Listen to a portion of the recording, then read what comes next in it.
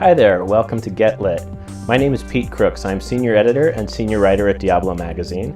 And on Get Lit, we talk to local authors about their writing process, about being published, and about their use of public libraries in their work. Today, we have a special guest, Tamara Monosoff, a Walnut Creek resident, a published author of several books, including the new book, Your $1 Million Dream, and the founder of mominvented.com, a website that helps moms create products and bring them to market. Let's start with your newest book, Your $1 Million Dream. It was published in May of 2010, and well, why don't you tell us a bit about the book?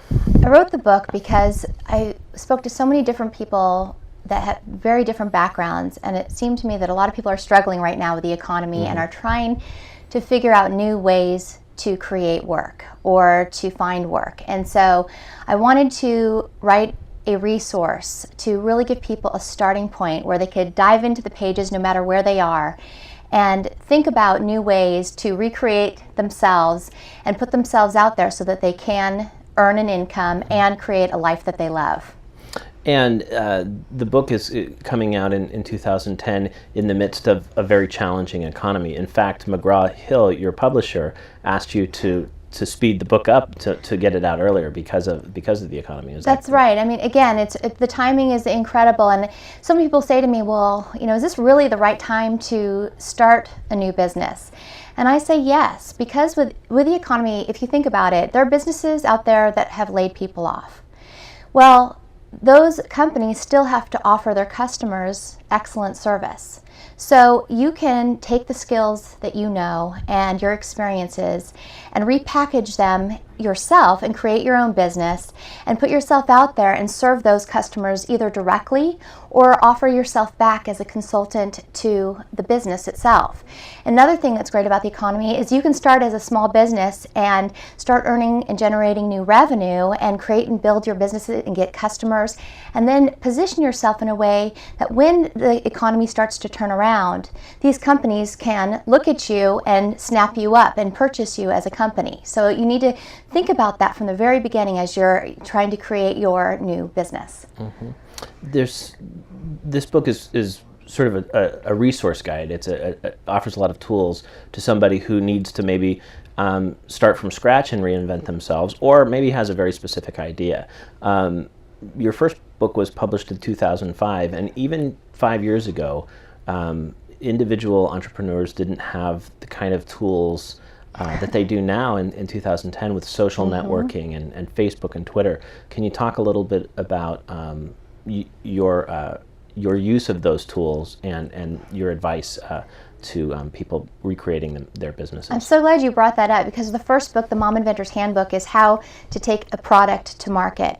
And there wasn't the Twitter and the Facebook and all the social media that was going on. And now I can't even express enough how exciting it is to have these tools, these marketing tools, available to you to help build your business. So I use Twitter, and I've done more business on Twitter in the last year than any other way. And it's because it's immediate. You can put yourself out there, you can talk about your projects, you can invite people to be a part of what you're creating, and you can reach out and support other people at the same time, building your network so much more quickly. And so it's really exciting to use these social media tools in a way that it was unimaginable even 5 years ago. So I teach you very specifically how to use them for business. Speaking of looking back just a few years in history, let's go back 15 years, 16 years, because your intention in the mid-90s was not to become a best-selling author of self-startup books. Let's go back to 1996. You were studying, you were going after a doctorate in education, right, at the University of San Francisco? Yes. And then what happened?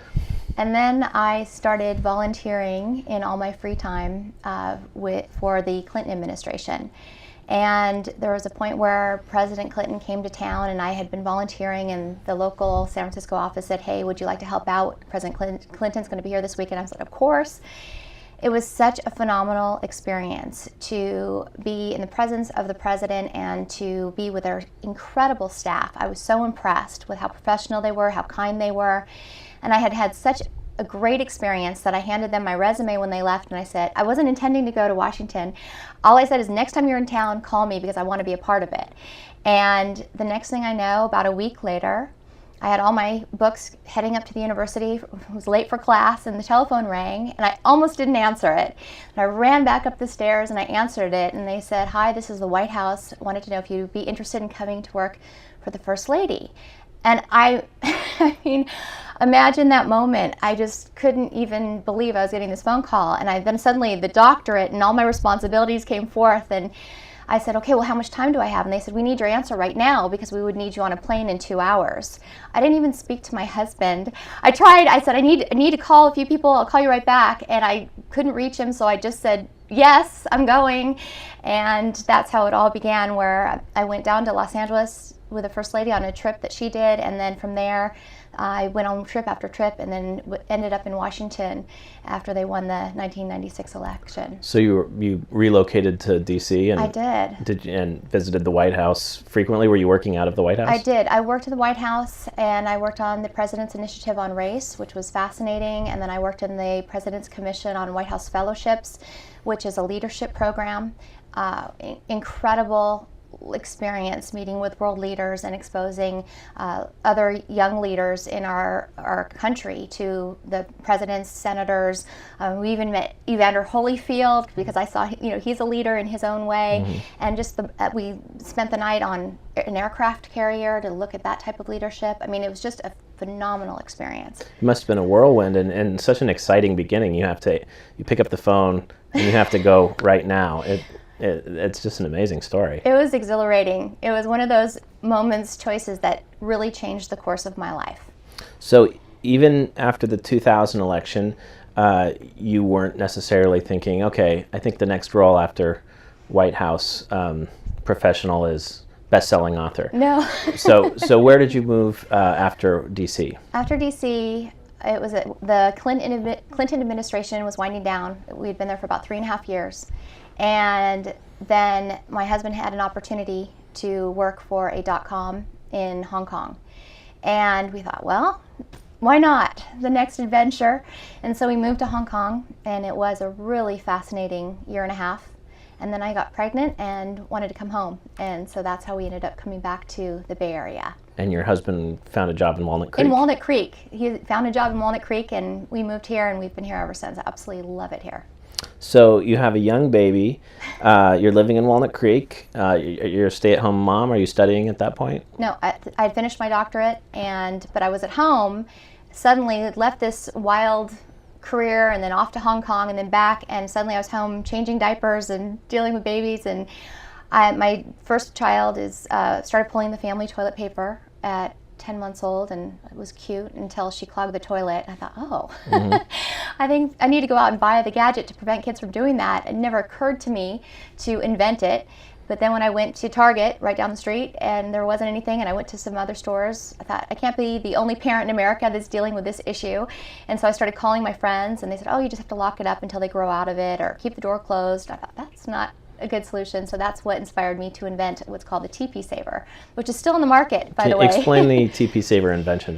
The TP Saver it's like a hair permanent rod. It's got a tube, and you stick it inside the toilet paper, and you pull the elastic over the top, mm-hmm. and it prevents the toilet paper from being pulled. But it's easy for the parents to undo it.